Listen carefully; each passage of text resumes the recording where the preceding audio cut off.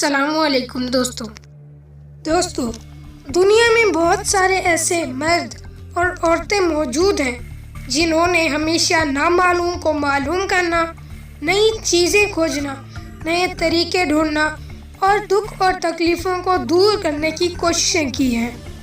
खोज के इसी जज्बे ने इंसान को मौजूदा तहज़ीब की इस हद तक पहुंचा दिया है जिसने ज़िंदगी के मयार में सुधार लाया है और आगे ज़्यादा से ज़्यादा इल्म हासिल करने के लिए बढ़ रही है। मेरा नाम है सिजाद अली और आप देख रहे हैं ETS इन्फो। दोस्तों, आज हम जाने वाले हैं आर्टिफिशियल सैटेलाइट्स और स्पेस ट्रैवल के बारे में। दोस्तों, माजी में खिला में सफ़र करना सिर्फ एक ख्वाब था, लेकिन अब वो एक हकीकत बन चुका है। 1957 में रूस ने पहला आर्टिफिशियल सैटेलाइट स्पेस में भेजा।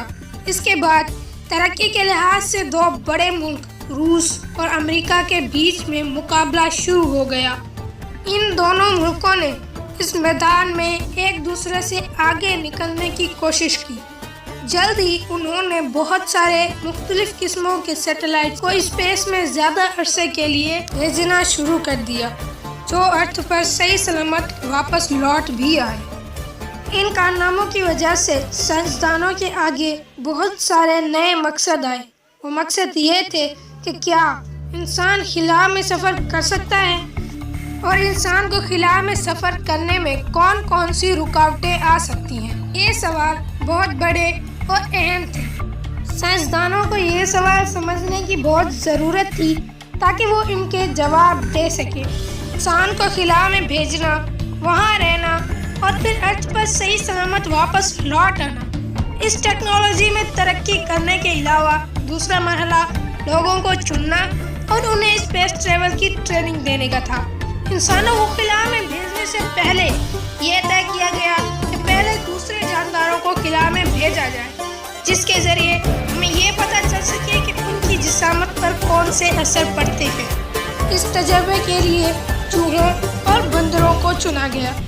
खिलाई सफ़र के दौरान और खिलाई सफ़र के बाद वाली आजमाइशों और तजुर्बात से इंसान को खिलाई सफ़र के लिए तमाम हिम्मत अफजाई मिली। 12 अप्रैल 1961 एक दूसरा तारीखी दिन था। इस दिन पर इंसान फ़िज़ाई रुकावटें पार करके खिला में कामयाबी से पहुंच गया और फिर फ़िज़ा में दाखिल होकर सलामती से ज़मीन पर लौट भी आया। इस मिशन के बाद बहुत सारे और कामयाब खिलाई सफ़र भी किए गए। साइंसदानों का दूसरा बड़ा मकसद था इंसान को चांद पर भेजना। ये मकसद भी 20 जुलाई 1959 में हासिल किया गया, जब अमेरिका के खिलाबाज नील आर्मस्ट्रॉन्ग ने चांद पर कदम रखा।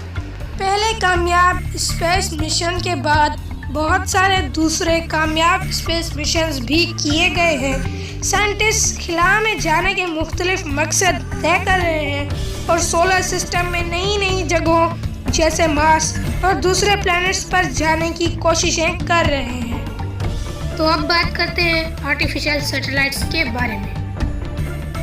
आर्टिफिशियल सैटेलाइट्स को ज़मीन के ऑर्बिट में गर्दिश के लिए भेजना खिलाई सफ़र के प्रोग्राम का एक हिस्सा है। यह साइंटिस्ट का बड़ा कारनामा है। जब आप खुले आसमान में गौर से देखेंगे तो आपको कुछ ऐसी चीज़ें नजर आएंगी जो तारों की तरह एक जगह से दूसरी जगह हरकत कर रही होंगी। ये चीज़ें देखने में तो तारों की तरह लगती हैं, लेकिन असल में वो सैटेलाइट्स होती हैं। दोस्तों, आपको ये तो पता होगा कि चाँद हमारे प्लेनेट के चक्कर लगाता है और ये एक चक्कर 27 दिन से कुछ ज़्यादा अरसे में मुकम्मल कर लेता है। ज़मीन भी सूरज के चक्कर लगाती है और ये एक चक्कर 365 दिन से कुछ ज़्यादा अरसे में मुकम्मल कर लेती है। हम चाँद को ज़मीन का सैटेलाइट और ज़मीन को सूरज का प्लैनेट कहेंगे। प्लैनेट किसी मुकर्रर रास्ते पर सूरज के चक्कर लगाता है, जिसे हम प्लैनेट का ऑर्बिट कहते हैं। हमारे सोलर सिस्टम में दूसरे प्लैनेट्स के भी सैटेलाइट्स यानी चांद होते हैं। उनमें से कुछ ऐसे प्लैनेट्स हैं जिनके चांद एक से ज्यादा होते हैं, जो उनके मदार में घूमते रहते हैं। क्या आपको पता है कि मार्स प्लैनेट के कितने चांद हैं? हमें कमेंट में जरूर बताएं। جن سیٹلائٹس یعنی چاند کے بارے میں ہم نے آپ کو بتایا نیچرل سیٹلائٹس یعنی قدرتی سیٹلائٹس ہیں اور تب سے گردش کر رہے ہیں جب سے ہمارا سولر سسٹم وجود میں آیا۔ انسان اپنے سیٹلائٹس کو خلا میں بھیجنے میں کامیاب ہو گئے ہیں جنہیں ہم آرٹیفیشل سیٹلائٹس کہتے ہیں۔ پہلا آرٹیفیشل سیٹلائٹس اسپوتنک 1 روس نے خلا میں بھیجا تھا۔ اس کے بعد بہت سارے آرٹیفیشل سیٹلائٹس امریکہ اور روس جیسے ملکوں نے بھیجے، جبکہ دوسرے ملک بھی اس سائنسی ترقی میں حصہ لے رہے ہیں جن میں پاکستان بھی شامل ہے۔ آرٹیفیشل سیٹلائٹس کو انسانی فائدے کے لیے مختلف طریقوں سے استعمال کیا جا رہا ہے۔ انہیں زیادہ تر ریڈیو، ٹی وی اور کمیونیکیشن سسٹم کے لیے استعمال کیا جا رہا ہے۔ اس کے ذریعے ہم کسی اور ملک میں بیٹھے اپنے دوست سے بات کر سکتے ہیں۔ اس کی وجہ سے ہمیں موسمی آگاہی بھی ملتی ہے، جس کی وجہ سے ہوائی اور بحری سفر آسان اور آرام دہ ہو گئے ہیں۔ یہ سبھی چیزیں آرٹیفیشل سیٹلائٹس کی بدولت ہی ممکن ہو پائی ہیں۔ دوستو، کیسی لگی ویڈیو کمنٹ سیکشن میں ضرور بتائیں اور ہم آپ سے ملتے ہیں ایک دوسری انفارمیٹیو ویڈیو میں۔ تب تک کے لیے اللہ حافظ۔